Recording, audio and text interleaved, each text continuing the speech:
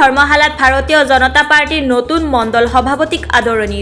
ধুবুৰী জিলাত ভাৰতীয় জনতা পাৰ্টিৰ 11টা মণ্ডল সভাপতিৰ ভিতৰত নতুনকৈ 10টা মণ্ডল সভাপতিক দায়িত্ব অৰ্পণ কৰে। ভাৰতীয় জনতা পাৰ্টিৰ ধৰ্মশালা মণ্ডলৰ সভাপতি পদৰ বাবে 4জনকৈ ভাৰতীয় জনতা পাৰ্টিৰ কৰ্মীয়ে আবেদন কৰে। ইয়াৰে 4জনৰ ভিতৰত প্ৰদীপ ৰায়ক ৰাজ্যিকৰ পৰা বাছনি কৰাৰ দায়িত্ব অৰ্পণ কৰে। আজি ধৰ্মশালাত ভাৰতীয় জনতা পাৰ্টিৰ অফিচত কৰ্মীসকলে উখল মাখল পৰিৱেশৰ মাজেৰে প্ৰদীপ ৰায়ক আদৰি লয়। মোৰ নাম শ্ৰী প্ৰদীপ কুমাৰ হয়।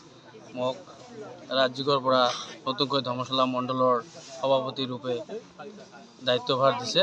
সেই মৰ্মে আজি আমাৰ ধৰ্মশালা মণ্ডলৰ সমূহ কাৰ্যকৰ্তাই আজি মোক আদৰি লৈছে আৰু সম্বৰ্ধনা জ্ঞাপন কৰিছে।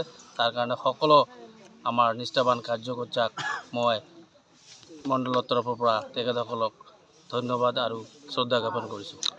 ধুবুৰী ডিষ্ট্ৰিক্টত কিমানটা মণ্ডল আছে? আমাৰ ধুবুৰী জিলা সাংগঠনিক জিলা হিচাপে আমাৰ 11খন মণ্ডল আছে। তাৰে ভিতৰত 10খন মণ্ডলত আমাৰ নতুনকৈ মণ্ডল সভাপতি নিযুক্তি দিয়া। আপুনি কোনটো মণ্ডলৰ হয়? মই ধৰ্মশালা মণ্ডলৰ নিযুক্তি দিছে। আগতে কোন আছিল? আগতে আমাৰ সন্মানীয় সভাপতি মাননীয় শ্ৰীযুত আনন্দ ৰায় ডাঙৰীয়া আছিল। তেখেতৰ বয়স বেছি হোৱাৰ কাৰণে এতিয়া তেখেতে এইবাৰ প্ৰতিদ্বন্দ্বিতা কৰা নাই আমাৰ মণ্ডল নিৰ্বাচন প্ৰক্ৰিয়াত। এইবাৰ মণ্ডল প্ৰেচিডেণ্টত ধৰ্মশালা মণ্ডলৰ পৰা কিমানজন আবেদন কৰিছে? আমি 4জন প্ৰাৰ্থী আছিলোঁ।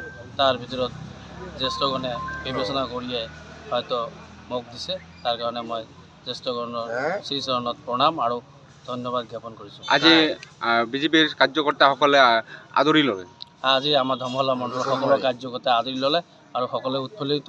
আগন্তুক দিনত আমি ধৰ্মশালা মণ্ডলখন যাতে সুনাম কঢ়িয়াই আনিব পাৰোঁ সেই আশাৰে সকলোৱে আজি মোক আদৰি ল'লে আৰু সম্বৰ্ধনা জনালে। মোৰ নাম আনন্দ ৰায়। মই ধৰ্মশালা মণ্ডলৰ সভাপতি আছিলোঁ। আজি হয়তো আমাৰ মণ্ডলত নতুনকৈ নৱনিৰ্বাচিত সভাপতি প্ৰদীপ কুমাৰ ৰায়ৰ সম্বৰ্ধনা পৰ্বত উপস্থিত আছে।